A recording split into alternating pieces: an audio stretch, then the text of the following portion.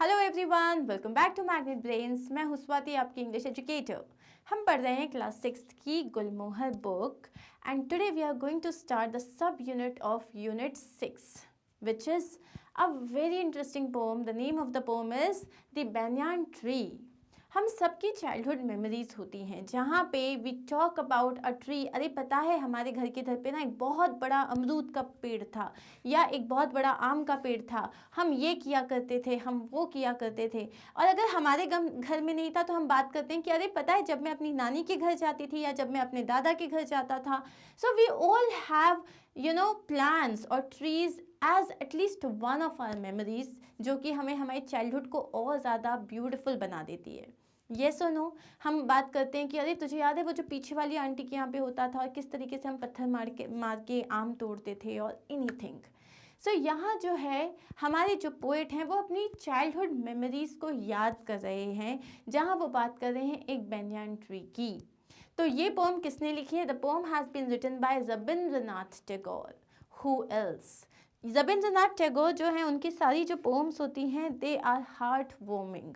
तो अब पहले हम रविंद्रनाथ टैगोर के बारे में पढ़ लेते हैं। Rabindranath Tagore was a great Indian poet. He won the Nobel Prize for Literature in 1913 for Gitanjali, which is a collection of his poems.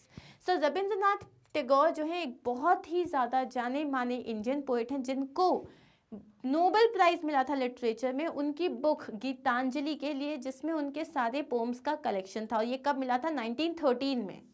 He wrote जनगण मन which was adopted as India's national anthem. उन्होंने जनगण मन लिखा था जो आज हमारा national anthem है। This poem is about a person who is reliving fond memories of his childhood.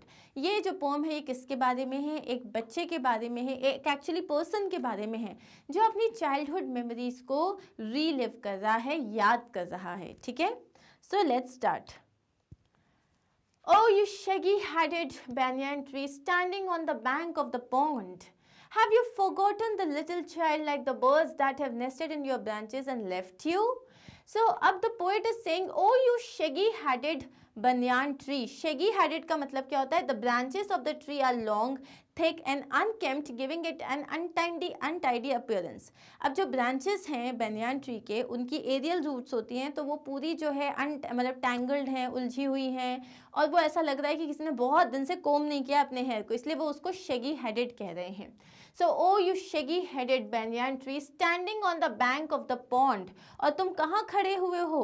On the bank of a pond. Bank of a pond का मतलब क्या होता है? The shoreline of a pond. जो pond का किनारा होता है वहाँ पे। So, this is a banyan tree which is standing on the shore of a pond. Have you forgotten the little child, like the birds that have nested in your branches and left you? तो क्या तुम भी उस छोटे बच्चे को भूल गई हो, उसी तरीके से जिस तरीके से जिन बर्ड्स ने तुम्हारी ब्रांचेस में नेस्ट बनाया था, जिन्होंने वहाँ पे अपनी लाइफ स्पेंड करी थी और उसके बाद वो तुमको छोड़ के चले गए, क्या उस तरीके से तुम भी उस छोटे बच्चे को भूल गए हो? Do you not remember how he sat at the window and wondered at the tangle of your roots and plunged underground?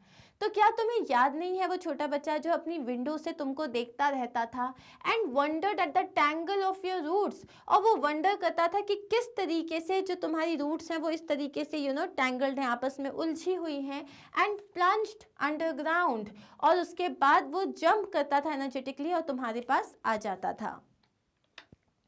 The women would come to fill their jars in the pond, and your huge black shadow would wriggle on the water like sleep struggling to wake up. The women would come to fill their jars in the pond. जो औरतें थी वो आती थी, अपने जो घड़े होते थे, अपने जो पॉट्स होते थे, उनको पॉन्ड में भरने के लिए आती थी। And your huge black shadow would wriggle on the water like sleep struggling to wake up.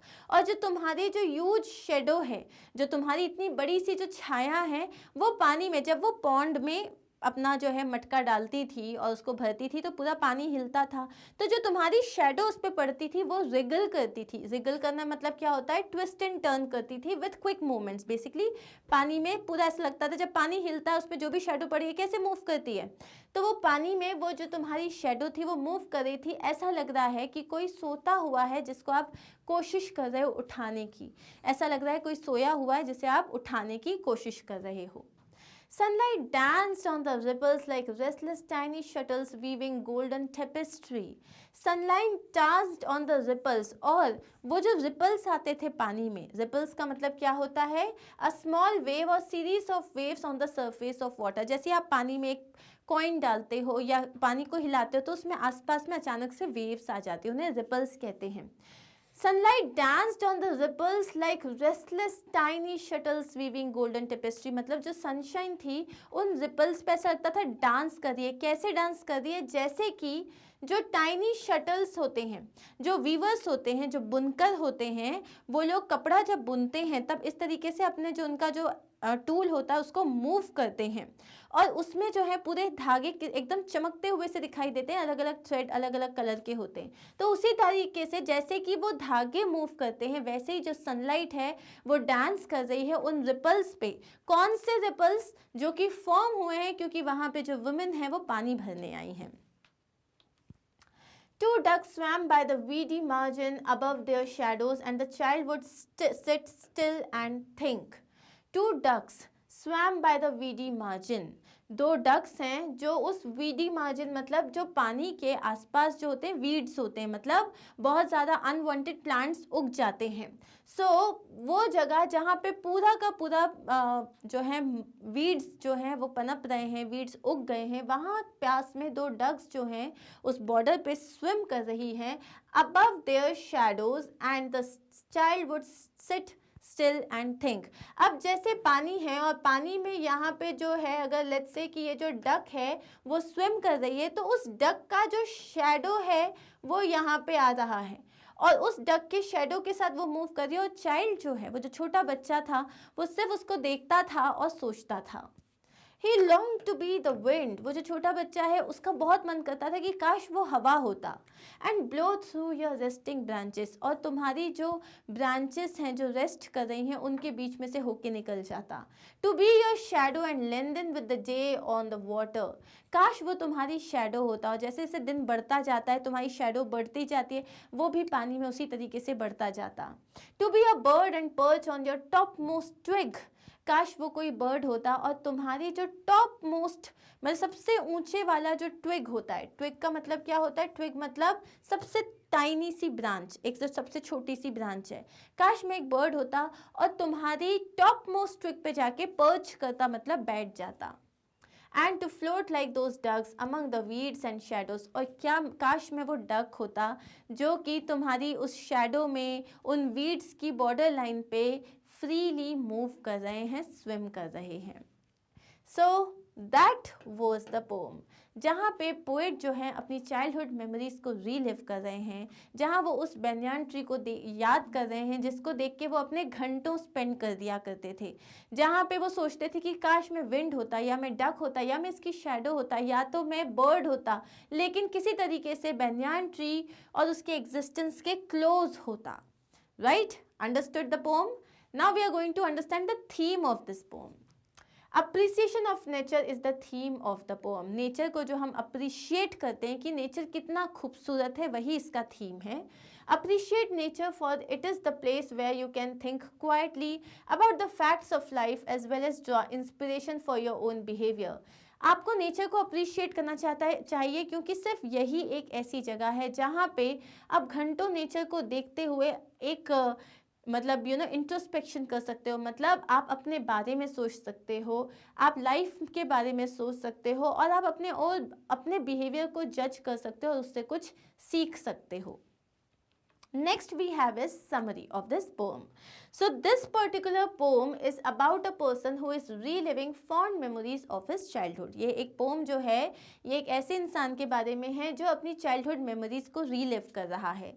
The speaker is asking the tree if it remembers a child that used to rest on its branches.